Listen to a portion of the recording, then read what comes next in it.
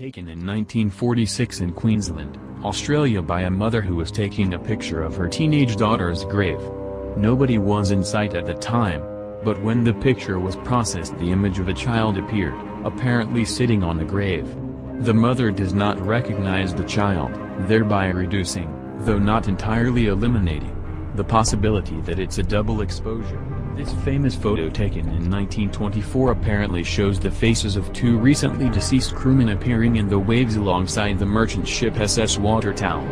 Normally I'm not a big fan of faces appearing in grainy photos due to the brain's tendency to make order out of chaos, known as matrixing, but this case is different in that the faces were seen by numerous members of the crew for several days beforehand and were positively identified as those of two crewmen who suffocated while cleaning out an oil tank a few days earlier. The Burns Detective Agency analyzed the negative for fakery and found none. This famous photo of a young girl looking out from the raging fire was taken during a 1995 structure fire at one town hall in Shropshire, England.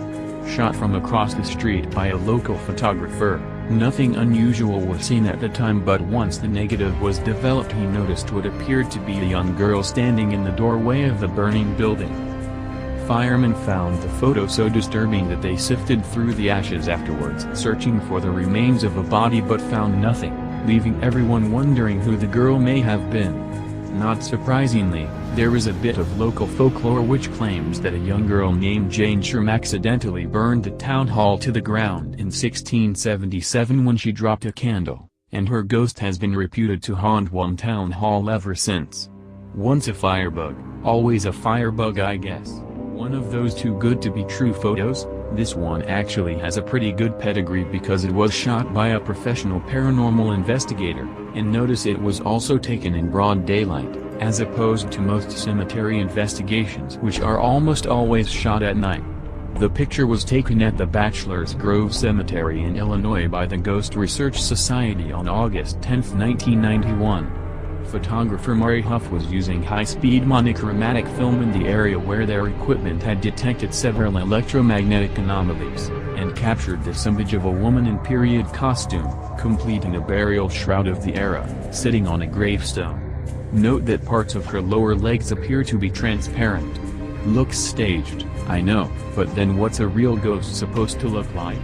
Taken by Relevant Arrest Blunts at Corroboree Rock near Alice Springs, Australia in 1959, this famous photo has been around for many years and defies explanation to this day. It wouldn't be difficult to fake this photo with modern photo manipulation software, that is Photoshop, but it would have been nearly impossible to do in 1959. Another classic and one of the better captures, this photograph from 1919, taken by retired RAF officer Sir Victor Goddard, shows his squadron from the Royal Navy vessel HMS Daedalus. Notice the transparent face peering around the man in the upper left corner of the photo. Several men from this squadron identified the face as belonging to mechanic Freddie Jackson, who had been killed 2 days earlier when he accidentally walked into a spinning propeller blade. His funeral had taken place earlier that day. Apparently, Freddie didn't want to miss all the fun. This shot has one of the best pedigrees among spirit photos because it was shot under carefully controlled circumstances with numerous witnesses present, making fakery especially difficult.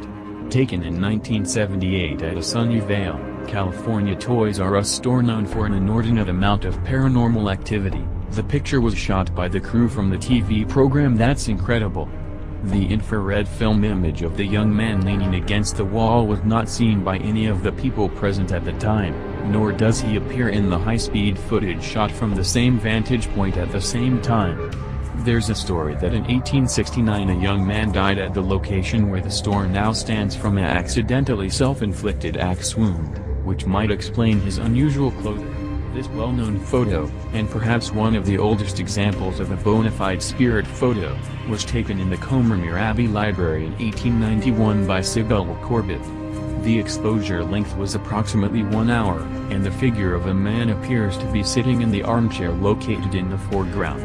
It's difficult to make out, but a head and arm can just be made out sitting in the chair. At the time this photograph was being taken, Lord Combermere, a top British cavalry commander, was being buried 4 miles away and the house was said to have been locked and empty at the time. Additionally, those who knew Lord Combermere claim the figure looks exactly like the man, so we have to wonder if the old gentleman wasn't simply just visiting his old haunt one last time. When visiting her mother's grave in 1959, Mrs. Mabel Chinnery decided to finish off the roll of film by taking a picture of her husband seated in the car. When the roll was developed, a female figure appeared, sitting in the back seat.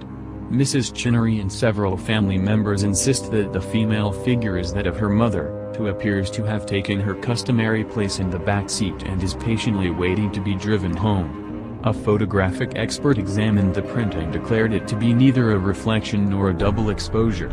Notice that Mom appears to be a pretty solid ghost, with no hint of transparency or light from the rear windows shining through her. Even her glasses appear to reflect light. Perhaps the most famous of all ghost photos, this highly controversial shot was taken in 1936 by photographers sent by the London magazine Country Living to take some interior shots of Rainham Hall in Norfolk, England.